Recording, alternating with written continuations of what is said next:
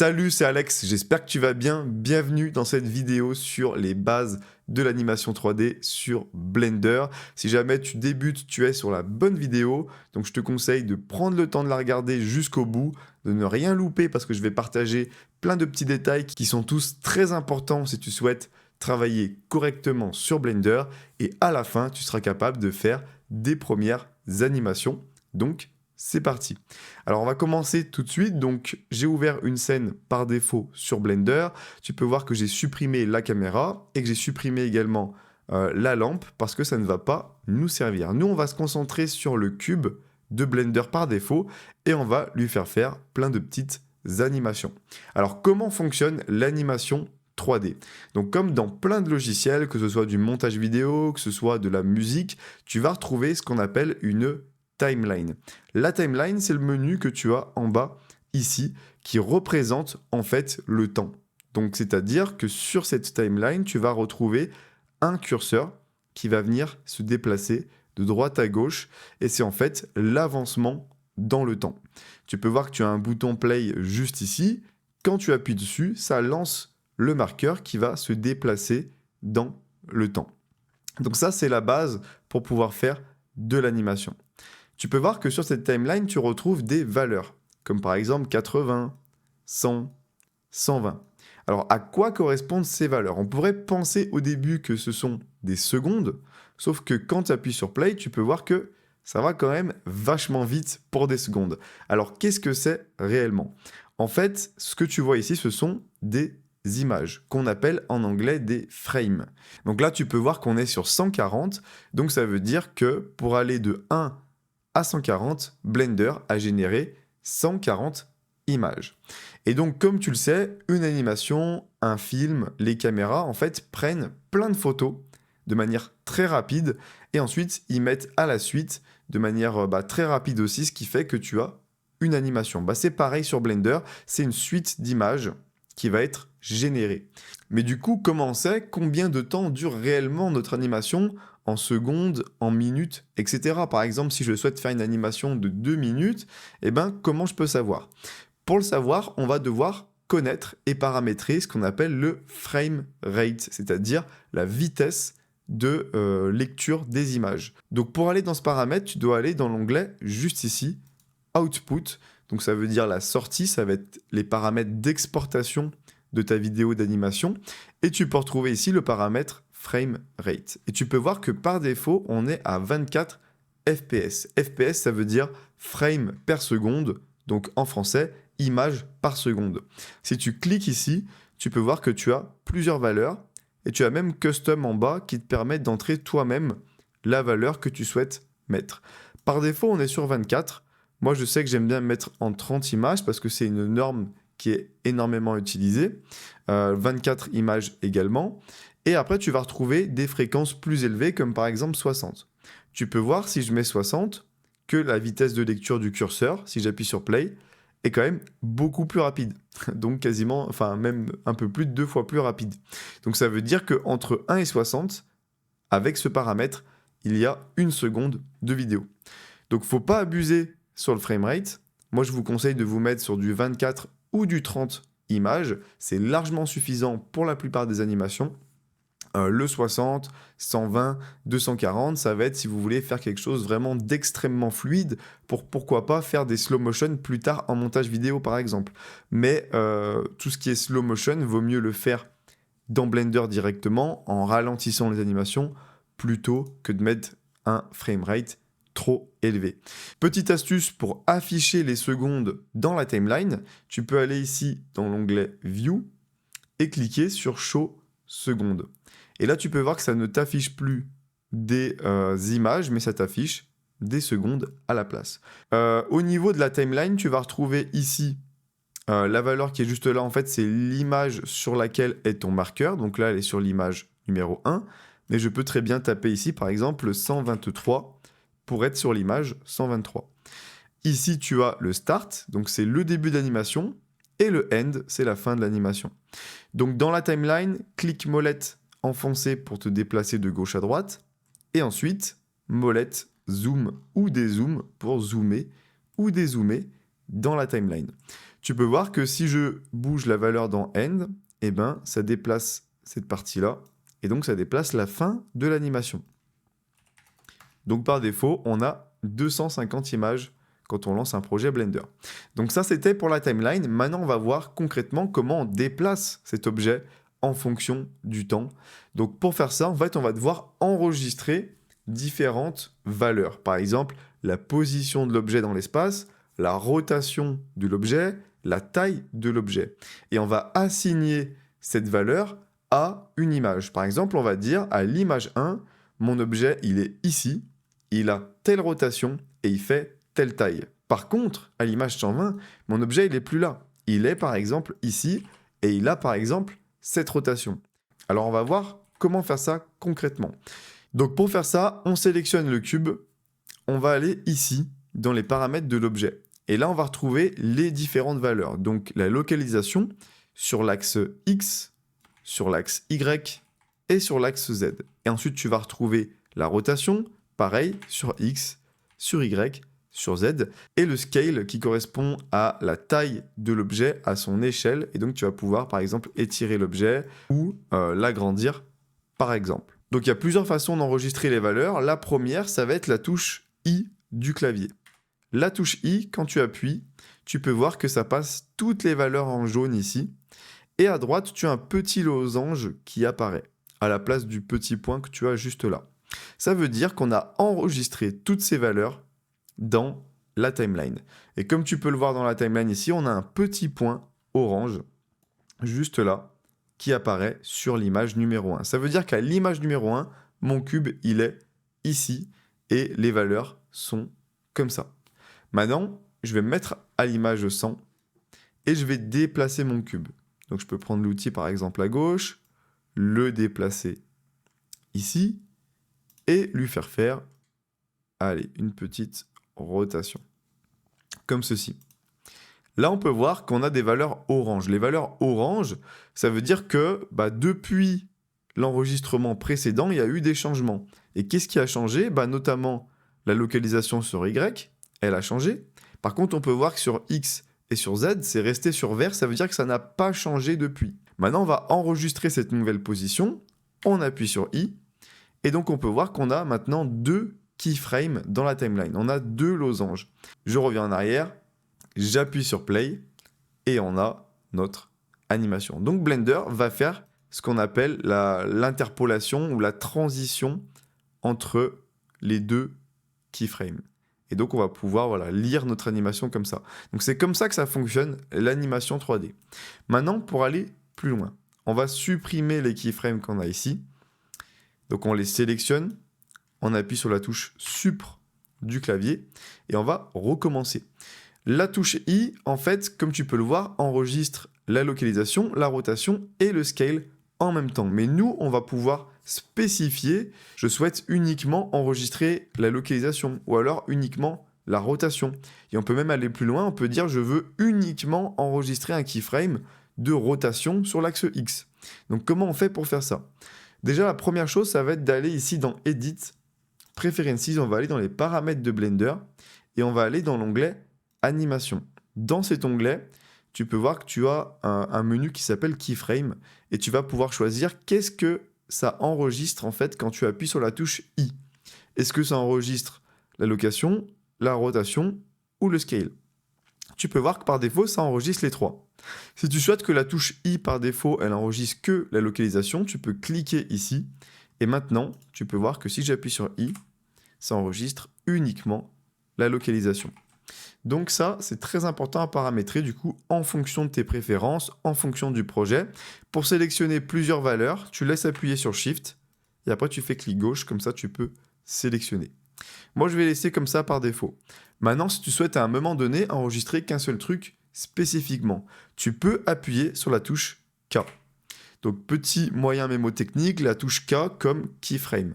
Quand tu appuies sur K, ça va te proposer différentes choses, par exemple enregistrer la localisation, la rotation, le scale, ou alors la localisation et la rotation, ou alors les 3 en même temps, etc. Donc par exemple, moi si je clique ici sur rotation, tu peux voir que j'ai enregistré un keyframe uniquement de rotation. Donc, ça te permet de spécifier. Maintenant, une autre façon d'ajouter des keyframes, c'est en cliquant sur le petit point à droite. On va cliquer ici sur le petit point de la localisation sur Z. Donc, on a ajouté un keyframe ici. On se déplace, on va à 100. On met une valeur, par exemple 10 mètres. Et on enregistre à nouveau le keyframe. Et là, si je reviens en arrière et que j'appuie sur Play, on a notre cube qui monte. Maintenant, si je souhaite le faire redescendre, comment je peux faire?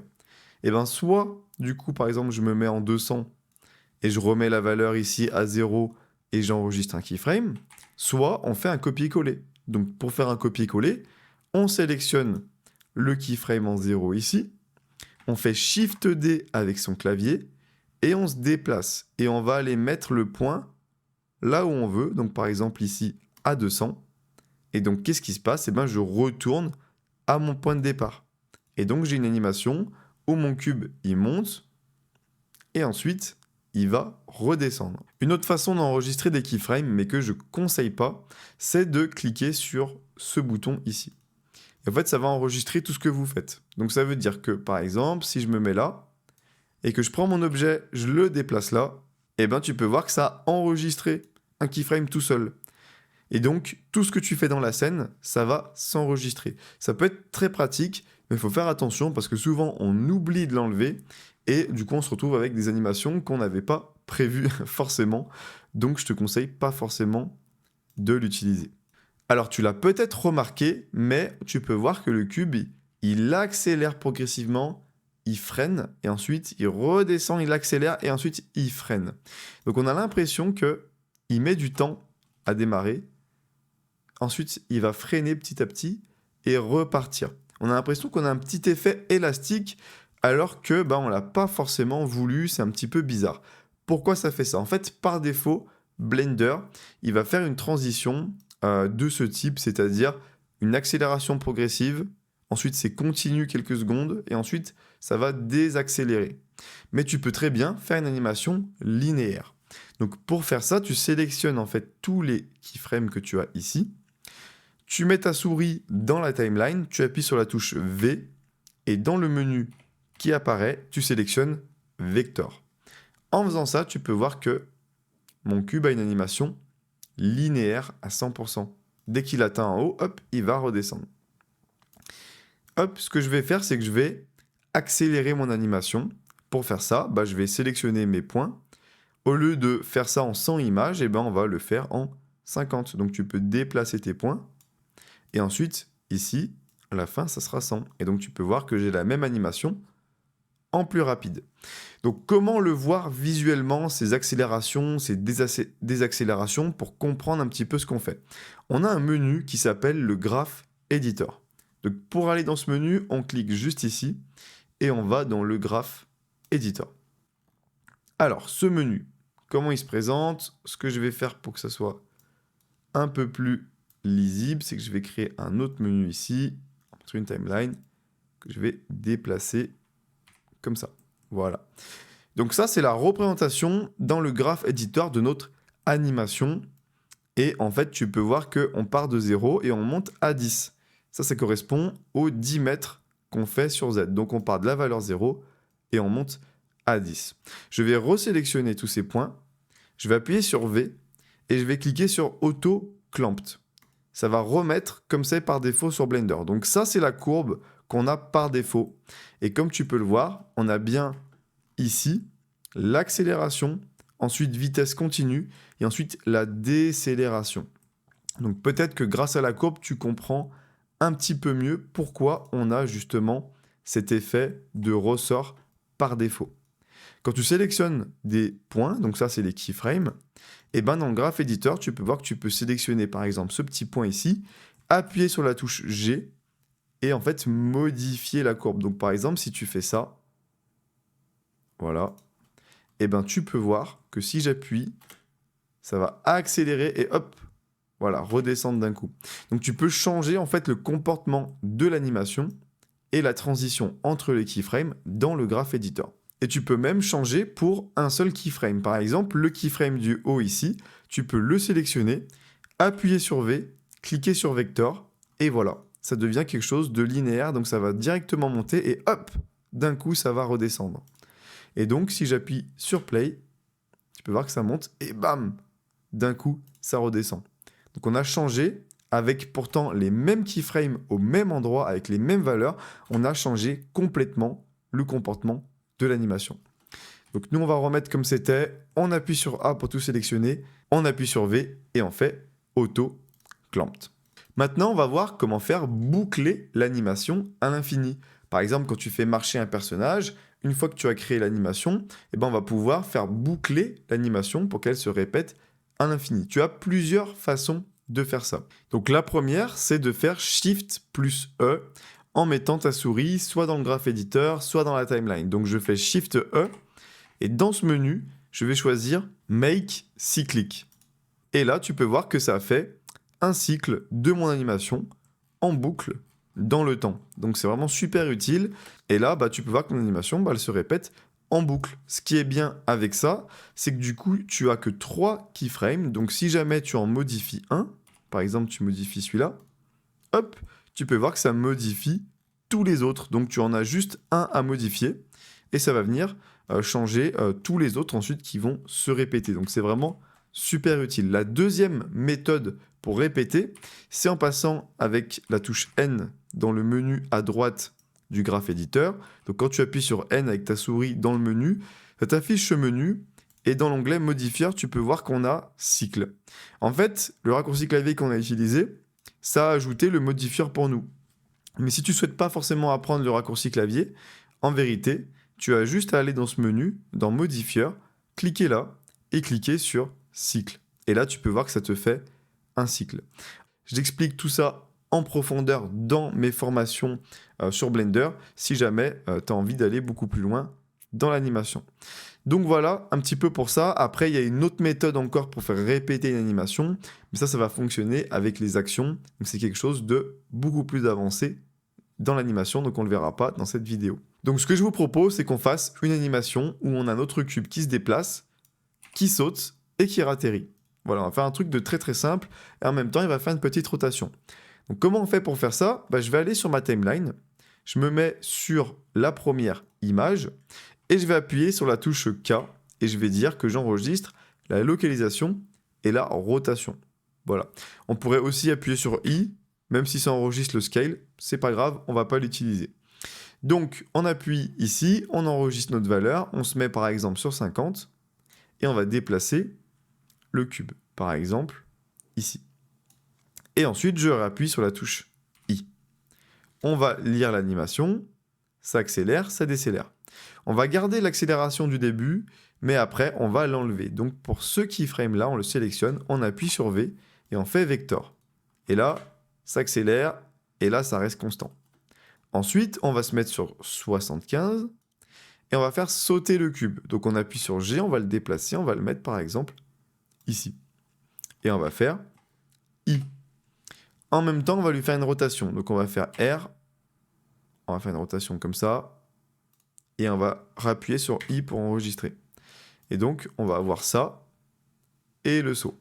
Ensuite, on va se mettre sur 100, on va remettre le cube en bas, donc pour le placer correctement, on va aller sur Z, on va lui remettre la valeur 0, comme ça on est sûr qu'on est bien au même niveau.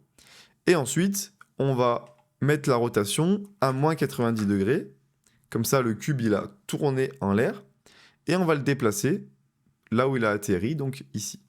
Et on fait I. On va regarder un petit peu ce que ça donne. On a le cube qui avance, qui saute, et qui atterrit. Alors, du coup, ce qu'on va pouvoir faire, c'est pour l'atterrissage, pareil, on va appuyer sur V, vector, et comme ça, ça monte et ça redescend. Et on va le faire avancer encore un petit peu, donc on va se mettre sur 50, ou sur plutôt 125, ou même aller 150, et on va le déplacer, par exemple, ici. Et on va faire I. Et maintenant, on a notre animation, on a le cube qui avance, qui saute, qui atterrit et qui avance. Donc voilà pour ta première animation 3D sur Blender. J'espère que cette vidéo d'introduction sur les bases t'a plu. N'hésite pas à me dire ce que tu en as pensé dans les commentaires, si jamais tu y es arrivé ou pas. Également, si tu souhaites avoir les bases dans les autres domaines de Blender, que ce soit la modélisation, le rendu, etc., pour pouvoir débuter correctement, je te conseille à rejoindre ma formation 100% gratuite. C'est le premier lien en description. En attendant, je te dis à très bientôt. Mets un like sur cette vidéo, ça m'aide énormément et je te dis à la prochaine. Ciao!